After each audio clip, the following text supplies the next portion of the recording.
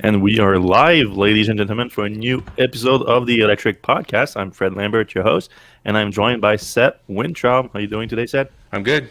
All right, let's jump right in. We have a cool show this week where it's actually not that much Tesla stuff. We have a few Tesla items we're going to discuss, and then we're going to dive into the broader industry because there was quite a few interesting news in the EV space this week, including a few new vehicle unveiling. So we're going to get to that, but let's start with Tesla as per usual, starting with the possibility of a new Tesla roof tiles.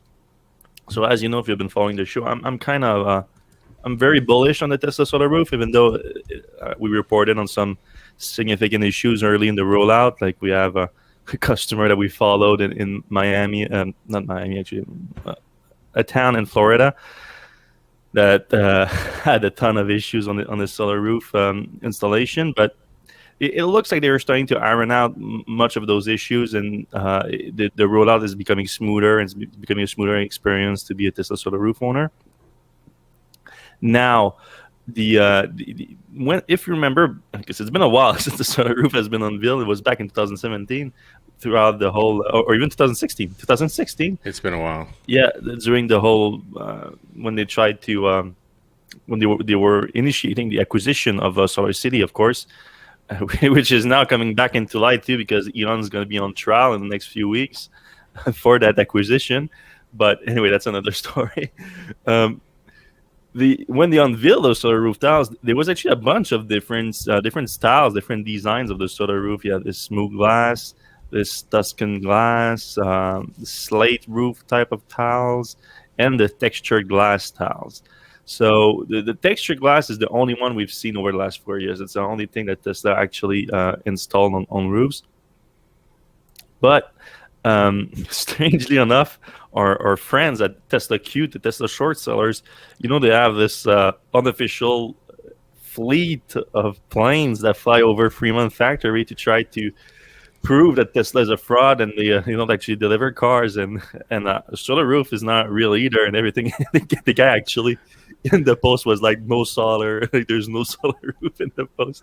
But I mean, they actually found something new about the solar roof, so we'll give credit where credit is due. You should probably clarify that they're not really our friends. No, some people will think that I'm not kidding here, but I mean, I'm gonna give credit where credit is due. They got their drone up there.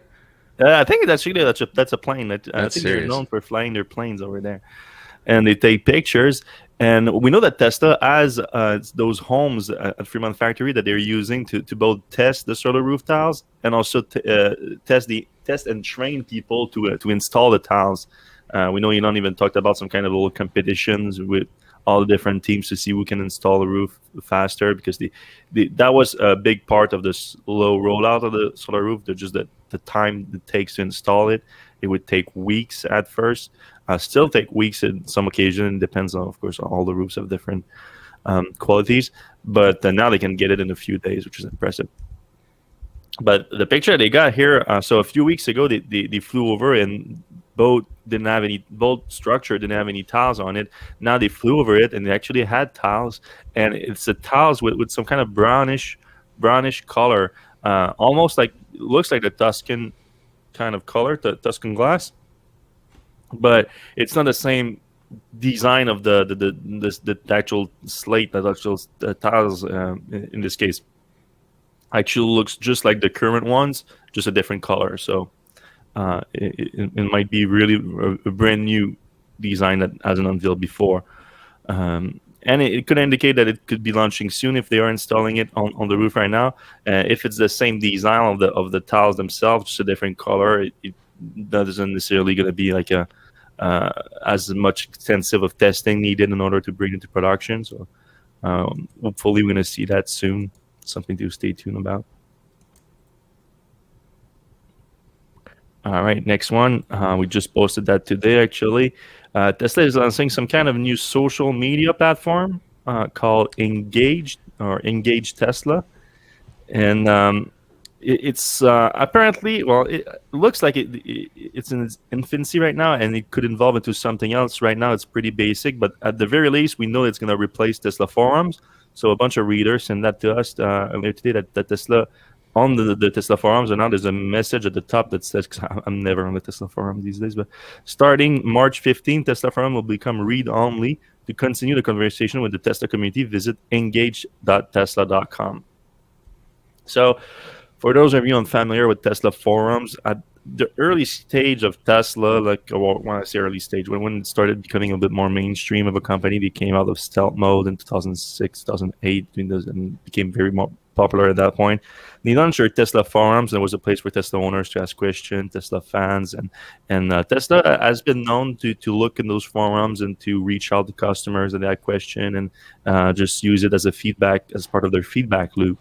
But they didn't really take care of that forum. They did some improvement over the year, but they pretty much let it die. And the moderation wasn't great. And if you say anything that's not really pro Tesla, didn't go well there. So it's dead now. Basically, it's become a read-only forum. It's not. It's just basically an archive at this point. It's not going to be a real forum. So now this engaged Tesla.com page right now, it looks more like a blog type of thing. There's a blog that you can sign up to, and the way that sign ups to leads us to believe that it might be a little bit more than a blog. And the way that they phrase it here in Tesla's description is Engage Tesla is a new platform for both Tesla's public policy team and Tesla owners clubs. Its goal is to create a digital home base for all our work and make it easier for Tesla community members to learn what's top on their mind for us, take meaningful action, and stay in the loop. We hope you'll join us, get involved.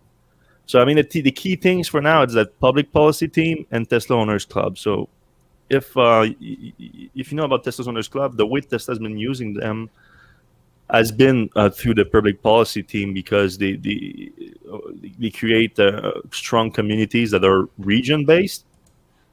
So if Tesla is trying to do something in that region, for example, they were very useful when trying to push for legislation regarding the direct sales initiative. So when Tesla had what his sales was blocked by franchise dealership model, and it was hard to make waves with the politicians there, they would reach out to their clubs and ask them to reach out to their local representative and try to push new legislation that would allow direct sales from Tesla and other automakers that don't have any history with franchise dealership. And other things like that too, mostly at the legislative level, that was very useful. So, and right now, if you look at the Engage page, like all the posts are regarding some of those type of effort at the legislative level. So Tesla invites people to share those and everything. But of course, that doesn't really replace a forum at all. But the way we're looking at it, I mean, if you look here, a screenshot of my profile, you can create an actual profile there, and you get points. I'm not sure what those are. You get followers, and you can follow people. So it doesn't really make sense to follow someone if all you can do is comment on posts that Tesla wrote and share. So I would assume that Tesla's going to build that Engage page into some type of forum or social media platform, whatever you want to call it. But that's just a speculation at this point. What do you think, Seth? Yeah, it's super interesting. You have the ability to make a profile. You're adding your social media pieces to it. Clearly, there's going to be a lot of interaction. They want to take kind of what was happening what was hopefully happening at the Tesla forums, and realistically was happening in other forums. And bring that kind of in-house and kind of keep a finger on the pulse of, like, what the Tesla community is talking about, what's bothering them, and they they have a little bit more control over the narrative, I guess. They post something about a Tesla. I think one of the things was like a supercharger getting the application taken care of in some weird place, and theoretically somebody in the local area maybe knows somebody. They make a few calls, so it's a kind of I think it's pretty interesting. It's a way to interact with the Tesla community, and it's a little bit more nuanced than the simple forums, and pretty much the only other communication greater Tesla has is Elon's Twitter account. That's fair. So this is kind of interesting. Yeah, if it does evolve into that, it would be interesting. But for now, it's like I said, really in its infancy. I'm surprised they linked to Facebook on this one. Yeah, they let you link to pretty much every other social YouTube. media. All right, another news that came out this week that I thought was interesting, especially in the context of Elon Musk calling for more nickel production, and we actually touched that at the end of the last week episode. If you check that out. So Tesla is a partner in a deal to take over a very large nickel mining operation in New Caledonia. So it's a kind of a controversial deal, or actually a controversial mine, if you will. So it's a very big mine. I mean, I think it was operated by Val. Is that how you pronounce that? Val, Vale, Vale. I'm not sure. Val, the giant, the mining giant Val. And they bought it, I think, for $6 billion back in 2007. So it's a massive operation, and they had high hopes for it. They wanted to produce 40,000 tons of nickel per year at the mine, and but things didn't go their way. They had a lot of issues at first with the locals too, that didn't like the idea of a giant mine there, and there was even sabotage of the operation there that caused some delays. And they also had a lot of environmental issue and pushback from environmentalists at the plant because they were using this high pressure acid leach technology that resulted in some spills, some significant spills that also shut down the operation for extended period of times, and also some weather issues in New Caledonia that result the things didn't go well. Let's just say that, and they were losing money actually on that giant mining operation, and they were looking to sell it, but because it is a big part of the region's wealth, that nickel. Apparently, there's some estimate that put nickel reserve, the world 25% of the world's nickel reserve in New Caledonia alone, which is a very small territory of I think. It's an island in the South Pacific. It's crazy I had no idea that nickel was even out there. Yeah. I knew that they were big on mining. I didn't know it was that much. I mean, 25% would be a lot.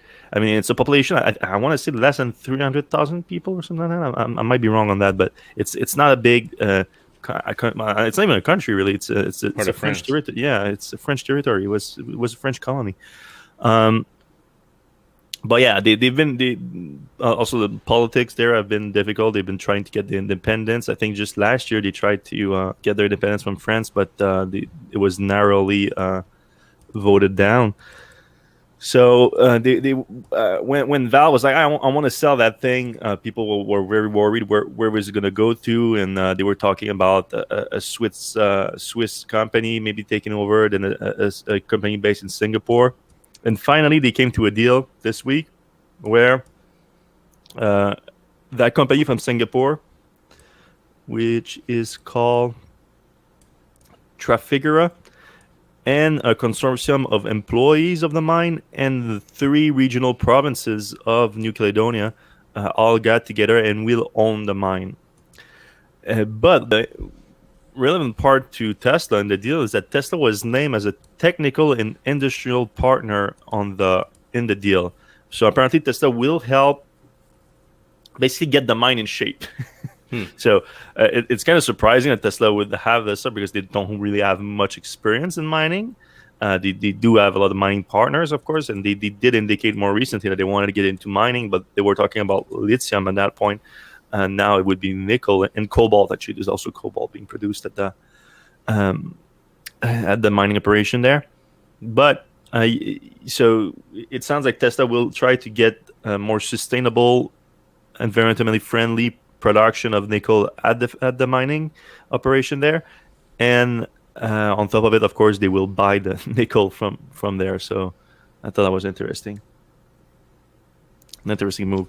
So yeah, if you have been following the nickel through this week, there has a big crash in price that happened. So it's still up like 20-something% over the last year, but it crashed like 12% over the last week. not necessarily just about this deal, but also some mining companies in China have kind of answered Elon's call of increasing production. So they all call for they all said that they were trying to increase production right now, which led to that decrease in price. But worth noting nonetheless, because of course lower prices of lower nickel prices will improve battery prices too.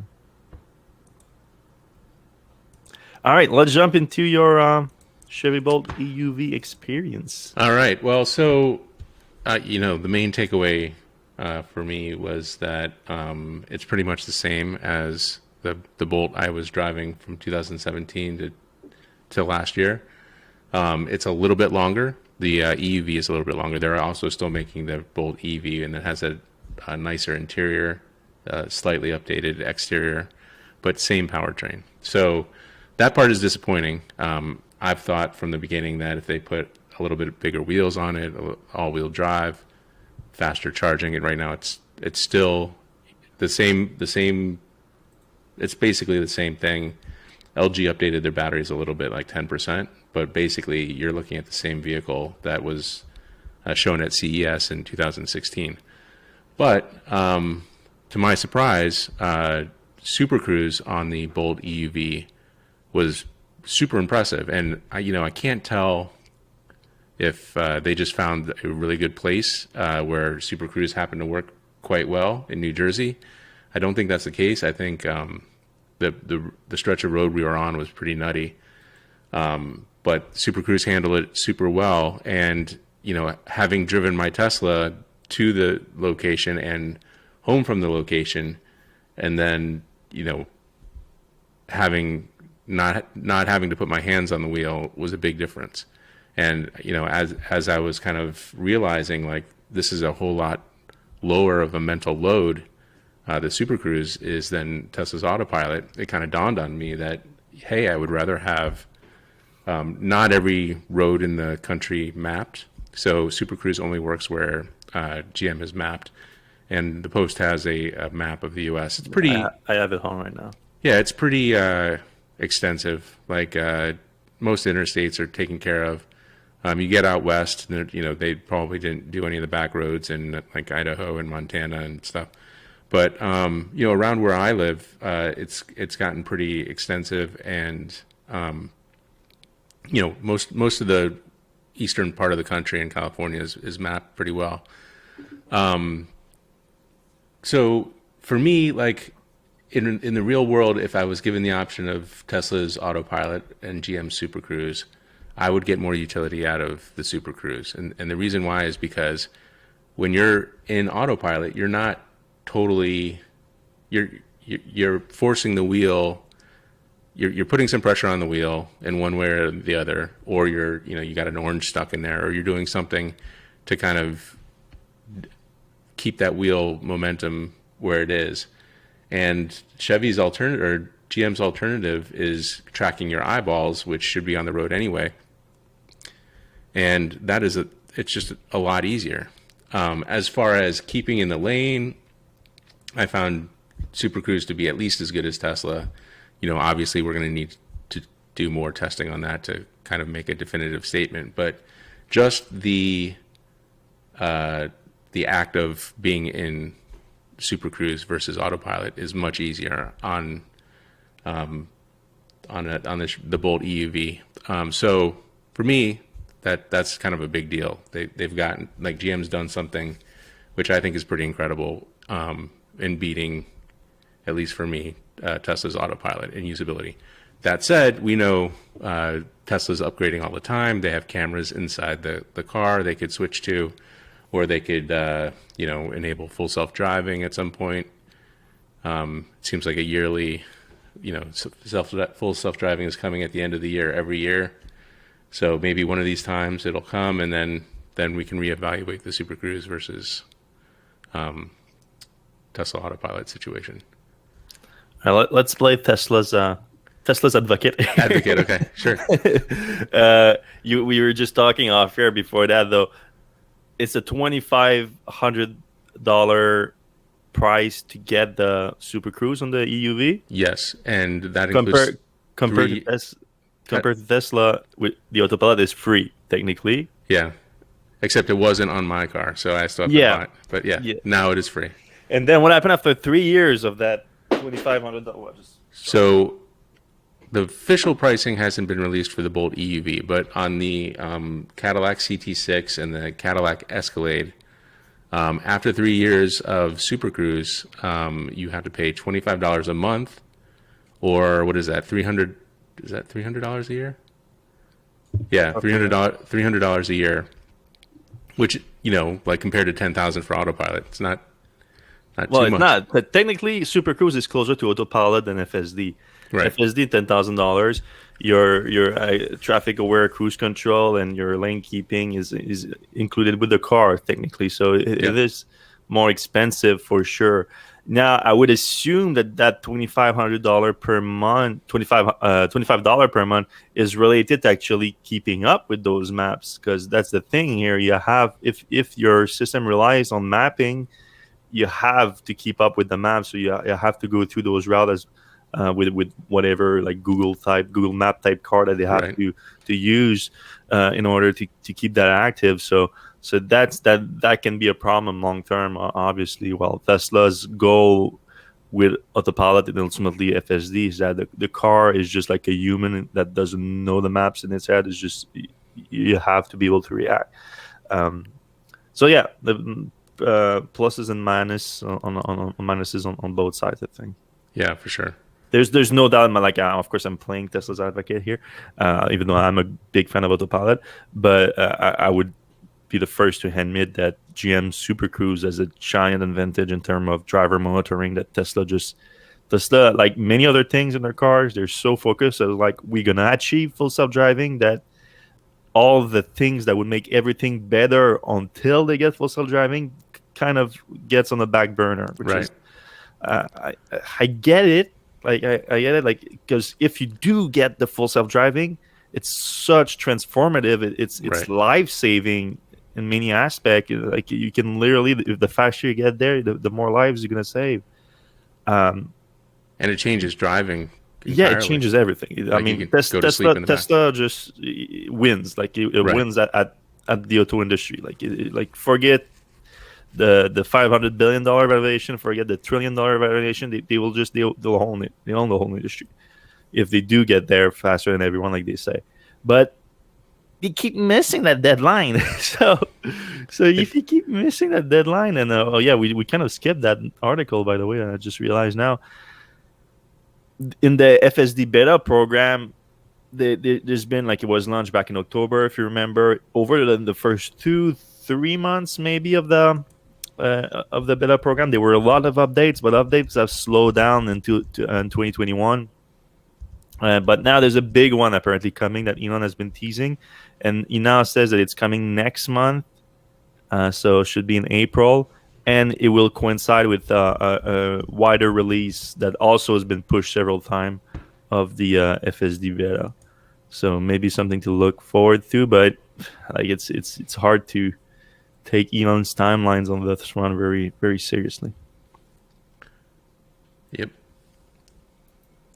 But yeah, anything more on the EUV experience? Well, so the bigger picture thing is, like, Chevy is really pushing the price of solid long range EVs down.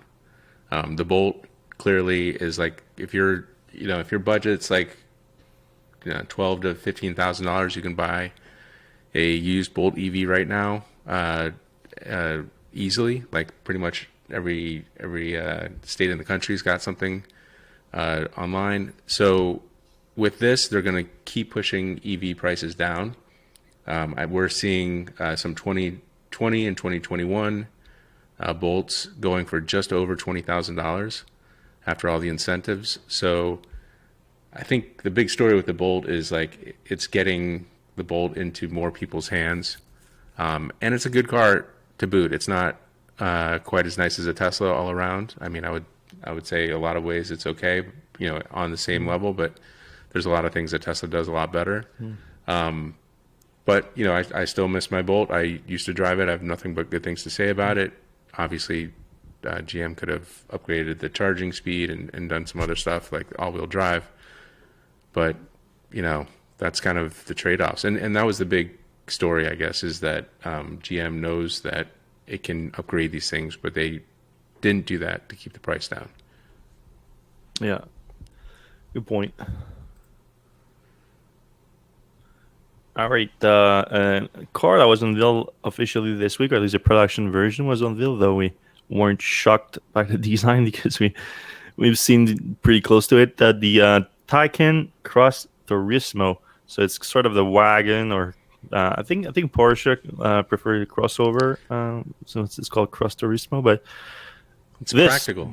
This thing, yeah, a practical version of the Taycan, if you will.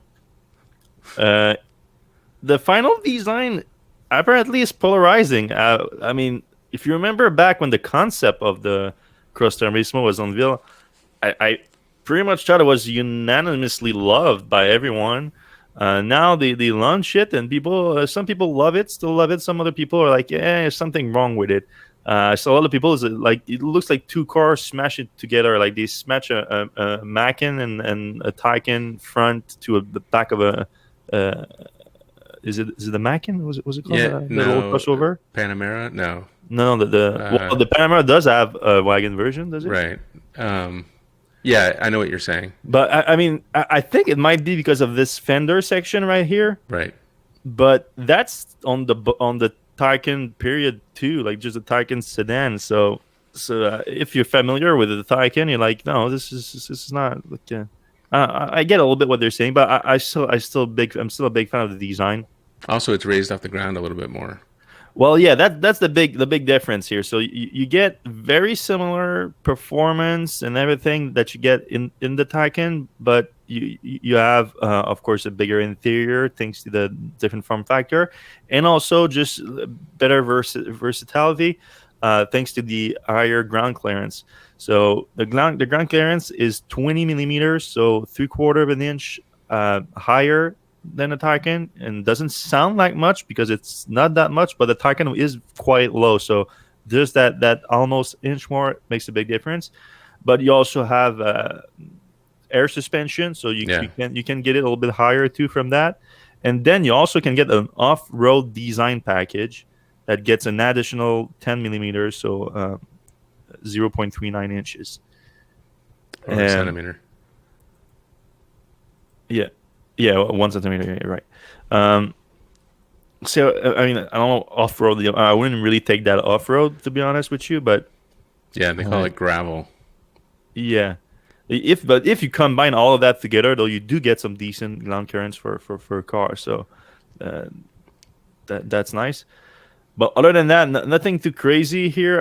They do talk about the difference from the inside. I have that somewhere. Yeah. Okay. So it's 1.35 inch extra headroom in the front, but that wasn't necessarily a problem already for the Taycan. In the back, it's almost 4 inches more headroom, so that's a big difference. It was small in the back for the regular Taycan.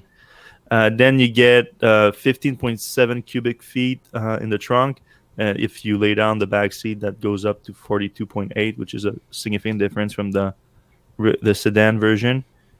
In terms of powertrain, everything is the same. You benefit from the 800-volt system, the fast charging that's in the Taycan. They didn't discuss the range, but here was something that I find interesting. So people are already complaining about the range of the Taycan, and now with the Cross Turismo version, a bigger version, less aerodynamic, more weight, people are assuming, well, you're going to lose some range there, and would be a safe assumption. But now I'm thinking that maybe we know that Porsche was extremely conservative on their EPA range with the Taycan. Like, officially it gets to 100 miles, but people have tested it over like 250. I know you were getting a lot more when you test drove it, and I think, is it Motortrend that got like 290 almost? Yeah, almost 300 miles. Or Hedman's. So I feel like it was Car and Driver maybe. But anyway, we know they are super conservative about it. So maybe they use, because they can change the multiplier. Like the EPA said, you can advertise up to this range, but then you can change the multiplier to advertise a lower range. We know Tesla has used that in the past. Other automakers have used that. But they might have done that to use a different multiplier for the Taycan Cross Turismo and still get I mean, I would be surprised if they get 200 miles of range all of it officially, because that would be weird compared to the Taycan. But who knows? It's a possibility. You're gonna be able to get it in the 4S Turbo and Turbo S version. The Turbo S version will get you 2.7 seconds 0 to 60, which is like pretty fast for a car of that size. It's just 0.0 seconds slower than the sedan Turbo S. So pretty good. I have to say I like it in green a lot more. Yeah, it looks good, huh? Yeah. Yeah. They got the bikes on the back, so we covered the bikes as well. Micah did. Yeah. I didn't post about that, but yeah, we if you can check it out, Micah did an article on it. They launched two very expensive Porsche Very e-bike. Porsche. Yeah, it does look good in green. I like it. $90,000 is a starting price. Will go up easily over $150,000 if you get the fully equipped version. And it's coming this summer in the US, so stay tuned for that. Okay. If you have any questions, by the way, post them right now in the comment section, and we'll get to them pretty soon. We have 2 more news items to discuss before getting into the comment section. So, aside from the Taycan Cross Turismo unveiled this week, Volvo also announced unveiled a new C40. So we already have the XC40. Now we have the C40. So an electric SUV. That's actually people were like, yeah, this is basically an XC40. Like, what's the difference? Actually, some difference under the hood and everything, because this is actually the first car from Volvo that's designed just to be electric. So the XC40 was still on the same platform. I should say the XC40 Recharge, because that's their whole thing now. They call it Recharge.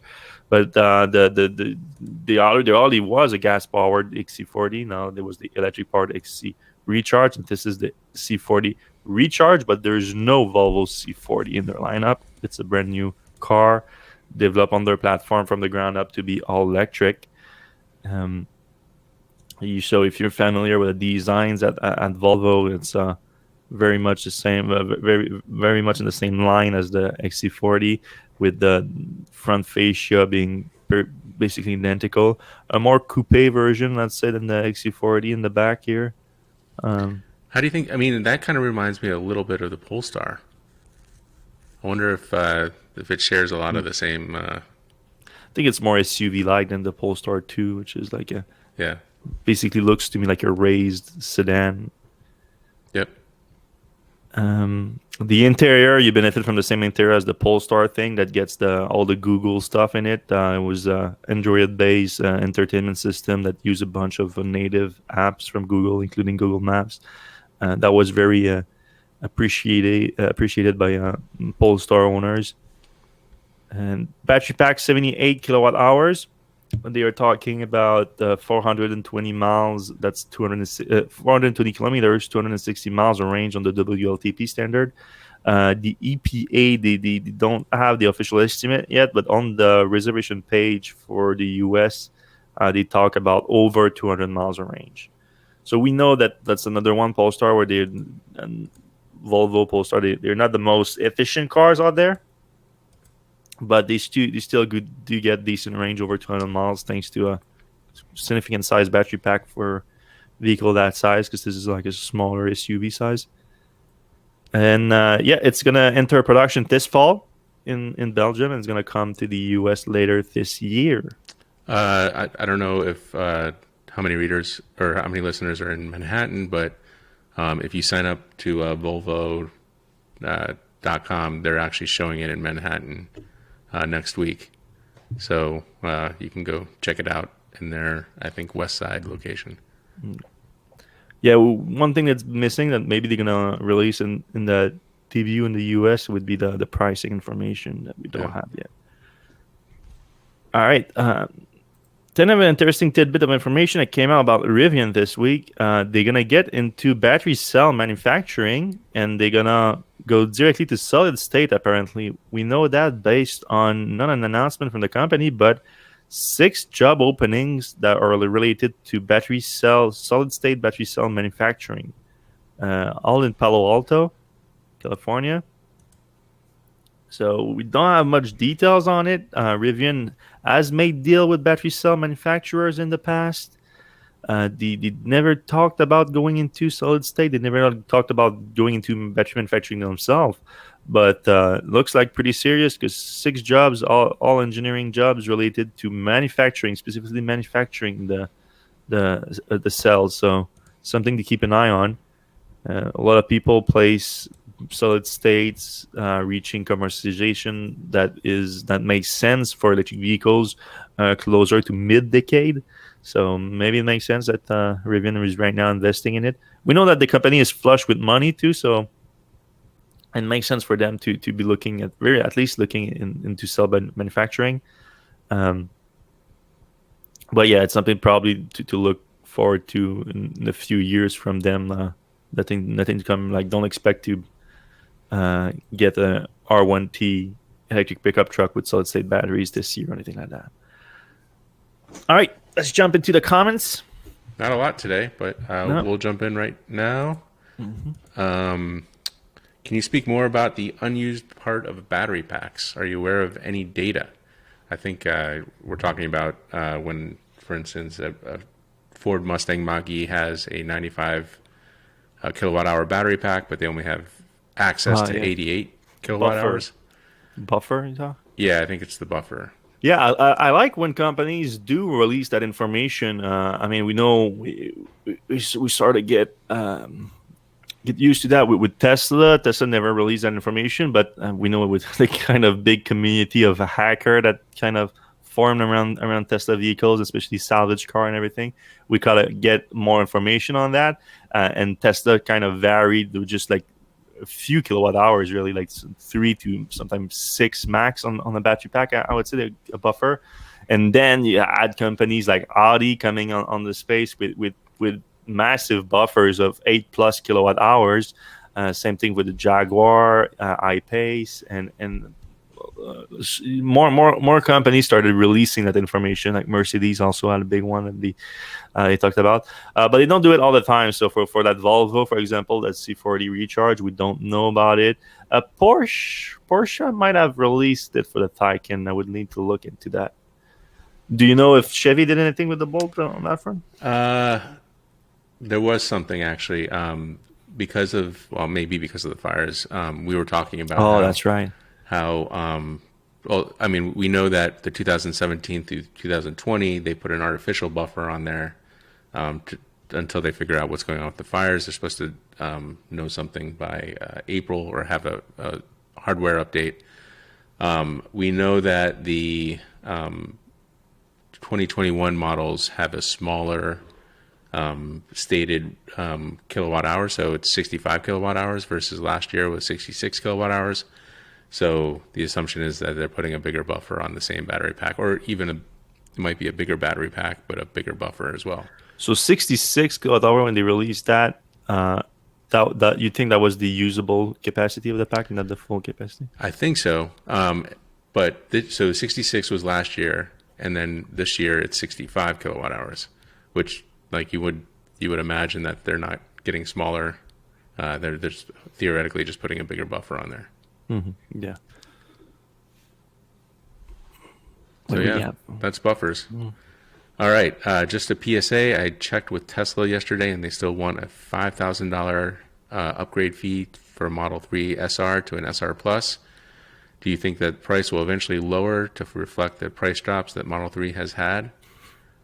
I mean, that's crazy here. Like, so you bought your car for $5,000, and Tesla wants $5,000 to match. Well, I guess the price reduction came with the 2021 version too, and so you don't get the same car, but you technically that's a better car too. So yeah. I mean, so for $37,000 right now, you can get a better car than you would get with paying overall $40,000 for your standard range. To become a standard range plus with the few like the autopilot, and might be better just to trade it in. Yep. Is there anything else besides the battery that you get when you go from autopilot as standard on the standard range plus? So and then also isn't there like Do they like heated seats or something like that? Something Yeah, there weird? might be a few convenience thing. Like, I don't remember the list anymore because I mean it's been so long since that was offered. But Right. there's a few things for sure that makes this $5,000. I don't A know. little bit more palatable. All right. Gagan Mago says Norway is producing nickel more than 40,000 tons, and it's superior purist. So this is obviously a representative of the Norwegian nickel producing.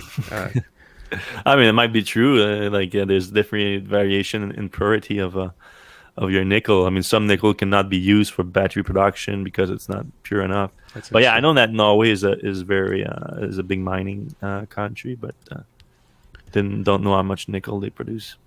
All right, so we get a little clarification. Does the unused part of the battery pack stay constant and therefore take up more percent of space as the pack degrades?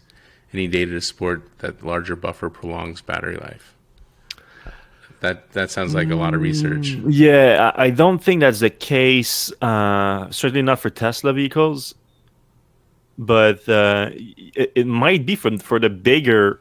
The bigger pack might be something that they calculated into, like Audi, for example. I could see them using that. If you have like an 8 kWh buffer, um, and some of them even mentioned that it's for the longevity of the battery pack. Now, the longevity of the battery pack may be like if you don't access that 8 kWh, that increase the longevity of the battery pack, but it also can mean that if you calculate the degradation of the pack based on the range capacity that you get out of the pack when on a full charge, and that is that you get a warranty on that up to 70%.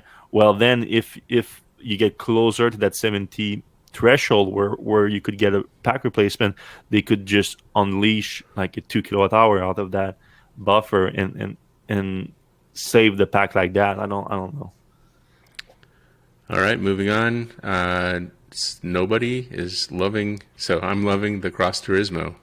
Me too. And then Pablo says totally about the Taycan. It looks like the front has been photoshopped badly. Yeah, I heard a lot of people saying that, but I think it's just it's the angle because of the hair how like the it's not hot take. Is that what you call it? Yeah. When the air goes out. It's I mean it's the same thing on a Taycan. So Yeah, I don't quite get that. I think, all new cars, all new like body shapes take a little getting used to, and this might not fit into you can anybody's see it like better box. here. Like Yeah. But yeah, like you said, it's on the regular Taycan as well. no. All right. Any thoughts? Leo Wilson asks, any thoughts on Volvo's promise to move to 100% electric by 2030? Sounds more optimistic than we are used to hearing from other legacy automakers. Well, I mean, we heard Volkswagen said today 70% electric by 2030, which I think is going to be upgraded soon as well. But GM also promised electric by 2035. So it's becoming a pretty common thing to be all electric in the 2030s.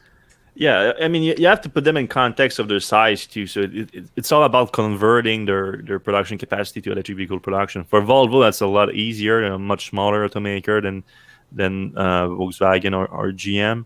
I think, yeah, it's one of the better approach. I think 100% electric by 2030. I think that's a good goal to have right now. It's not like unfeasible for your investors. You're like, what are you talking about? We have giant factories right now producing internal combustion engine, and you want to switch that to electric vehicles. But 9 years, it's obviously doable. Now the Volkswagen, the announcement that you referenced today, yeah, it's actually 70% for Europe and 50% for US and China, which I think is, I mean, they doubled it. They say that's what the announcement was. We're accelerating our EV transition, doubling our target for 2030. But you know what is going to happen in 2 years, 3 years, whatever it is, like in a 2 to 4 years period, they're going to double it again. They were like, oh, we're going to double it. We're very aggressive.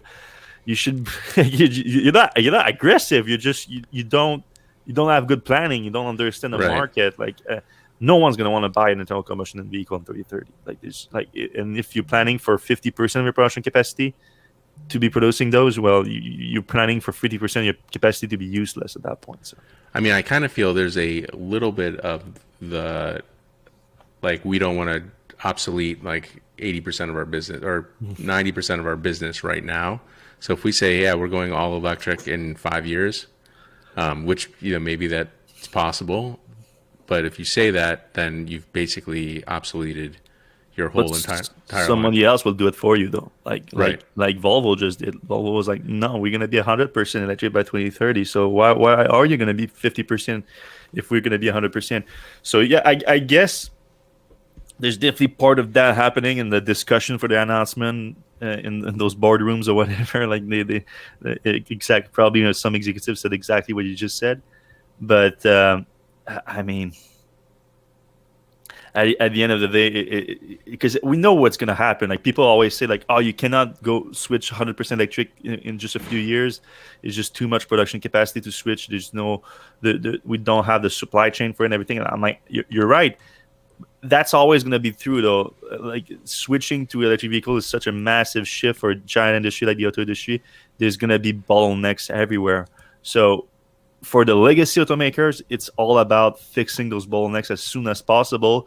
But their plan has to be transition as soon as possible, and just trying to secure the battery supply. And some of them won't have it. So some people, just like what's happening right now with the microchips, and some automakers have to shut down production because they cannot produce a car. Same thing is already happening with electric vehicles, and it's going to get bigger, where they cannot secure the battery cells, and they cannot make that transition.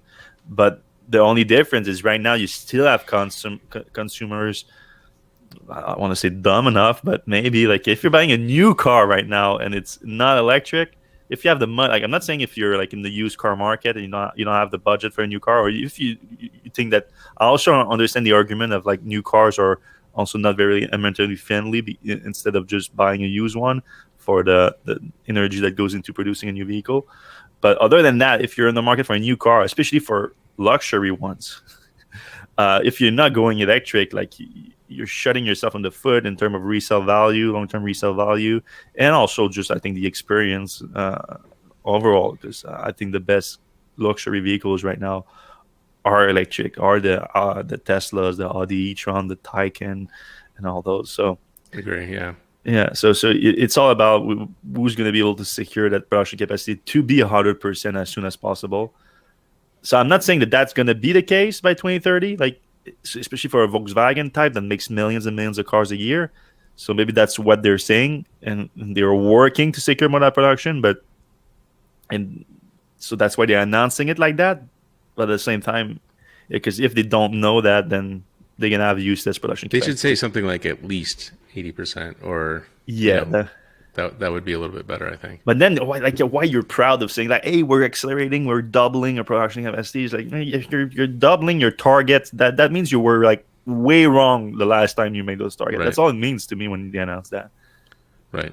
And everybody, not everybody, but a lot of people are pretty adamant that the only thing stopping like the total, I mean, basically it seems like right now the only thing that's slowing EVs down, adoption down, is the getting the cells.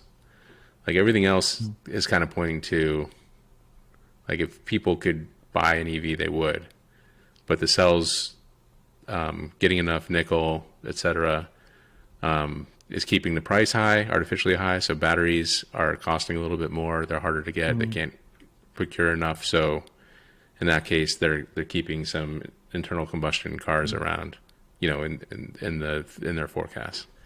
To me, that's. I mean, there's also the argument of like the charging infrastructure is not quite there yet, but I mean, in most places, it's getting pretty close. Like you can get by. In most places, you can. It's completely convenient. It's more convenient, I would argue, than gasoline. Some places it's as convenient. Some places you can get by, but yeah, you have to do different planning and everything. But it's catching up so fast. I mean, yeah. All right. So we're back to Porsche Taycan. The Porsche website promises that similar WLTP range than Taycan. I mean, it's the same car. That makes sense. Yeah. So they were more conservative a little bit with the Taycan, and then because you're gonna, especially for the EPA, you're gonna want to have a 200 somewhere in there. Like if you get a 190 something, it's just, some people. All right. Wayne O says, any info on the higher energy storage capacity of lithium sulfur batteries? I'm not that familiar with sulfur, lithium sulfur chemistry. We do a story every once in a while on them. I'm again not too versed on that. Auction wheels. When do you expect the Bolt to get the new battery GM LG will be making? I will say I don't think the Bolt will ever get that battery, unless it's such a popular car that they want to keep the namesake around. I think the Bolt will probably be around to like 2024, and at that point, if it's a loved car, then they'll make a GM Ultium version of that. But there's nothing in the roadmap that shows the Bolt getting the Ultium battery. That said, I don't think GM would publish wait a couple more years and it'll get the faster charging, cheaper battery. Yeah, there's a clear line between like all the Ultium vehicle coming out and the Bolt EV and the EUV. You think they would keep the EUV though? Because there's also like the Super Cruise thing. Like the Super Cruise are available on the EUV, but not on the EV. So maybe they're gonna phase out the EV, but at least keep the EUV during the Ultium transition. You know, it was interesting. The GM Chevy people were asking me like, what do you think? Because they have an interesting manufacturing process where they can make 25% EVs and 75% EUVs, or the reverse, depending on what the market wants.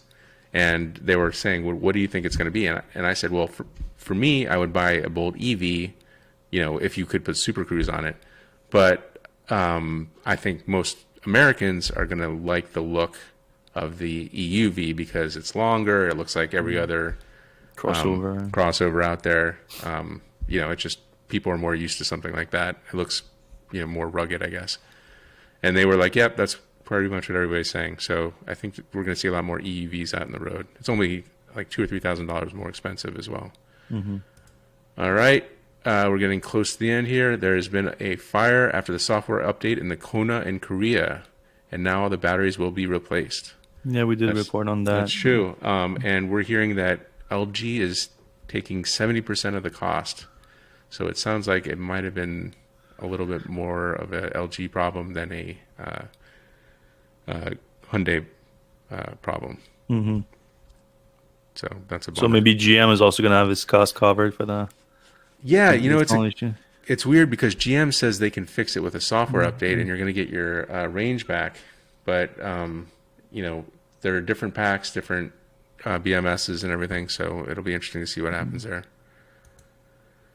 What is your current take on the future of bidirectional charging capability? Reference from Electrek's 5/2020 article, car to car, house, etc. Well, I think it's a big deal. It would be nice if there was some products out there that could do it. Right now, the Nissan Leaf is about the only shipping product that can go backwards. But even that, you need the product to make it work. Like you need that bidirectional charging station, if you will. Yeah, the Ioniq is interesting for because it does require an adapter if you want for the thing, but it's a smaller product. It's not like a charging station, so and you can directly plug things through regular outlets through that. So that's interesting too. But there's a future for an integrated like Powerwall like bidirectional charger for your car. I have to assume that's coming at some point.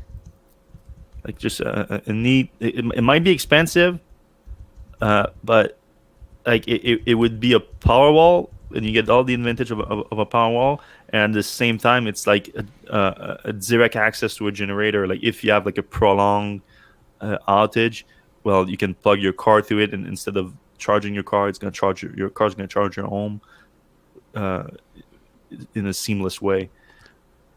Yeah, for me, I really like what the Ioniq can do. We don't know all the specs of it, but just having a plug there, you can kind of use it as a backup generator. If your house goes out of power, you can run off your car for a few days. That would have been good for folks in Texas, for instance. I think that's just a big value add. Like, you've got this electric car, you're thinking about spending $30, $40, $50,000 on it.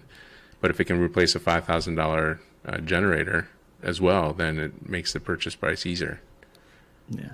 I think for Tesla, it's going to be a no-brainer to bring a product like that, because they already have both sides of the business. And they have like the solar stuff, and like a lot of people with the solar get a Powerwall install anyway. And they do try to do cross promotion between the vehicle consumers and the solar consumers. But that would be the perfect link between the two. Like, hey, with your Powerwall, we can get you a bidirectional charger Powerwall system that can charge from your solar, can charge your car directly from the solar with that, and vice versa. If you have an outage and the Powerwall is not enough for keeping the energy, well, you can plug your car through it, and the car will send energy back to your home too. It just makes perfect sense. Maybe when the Cybertruck is going to come out, things like that, where, I mean, the Cybertruck, a lot of people like this. I want a Cybertruck because like I do off-roading and I do like big like work with my truck and everything. But let's be honest, a large percentage of people are gonna buy those and just use them as regular cars. Mm-hmm. So they're gonna have giant battery pack in there that they're not gonna use most of the time. So that makes a lot more sense now to have a second function for it, like backup power. And our last question is from Bert Boyd.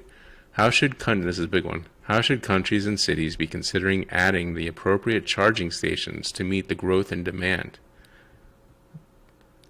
I mean, it's DC fast charging. Yeah. Right. I mean, but we've seen that problem getting solved lately. It's just, if you're a long-time EV fan, you knew like that was so frustrating at the beginning, where a lot of cities, a lot of countries were announcing like, oh, we're going all into charging infrastructure. Like, we are accelerating EV adoption by investing in charging infrastructure. And then they will announce like thousands and thousands of stations, like get big end lines. And then you look into the announcement, and most of them were level 2 charger. There's not that much value added in level 2 chargers, and it's easy to get headlines because you can get thousands of stations for the price of a few DC fast charging stations. Right. There's such a disparity between the price of a DC fast charging between the level 2, but there's also giant disparities in how useful it is, because you already have a giant charging infrastructure in every home out there that has not everyone can get used with just a 120 volt charging, but a lot of people can, and then it's very easy to just upgrade to 240. And that's it. That's what most people need. What you need from a public charging infrastructure is enable me to do long distance travel, and that's DC fast charging. A lot of them in great position, but I don't think that's that big of a problem anymore. I think that was a problem like maybe 3-4 years ago. I think people got the message at this point, and what we're hearing people more invest in that. Also, money wise, like if you're gonna charge for the charging, no pun intended.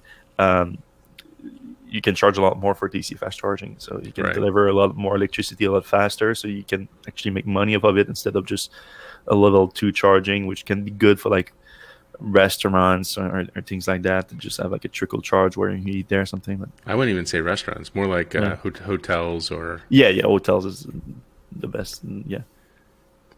All right, I think that's about it from the questions section. All right. Well, thanks a lot for listening, everyone. Thanks a lot for watching on YouTube, Facebook, and all your apps. If you can give us a like and a follow there, it's always appreciated. And we're going to see you same place, same time next week. Have a good one.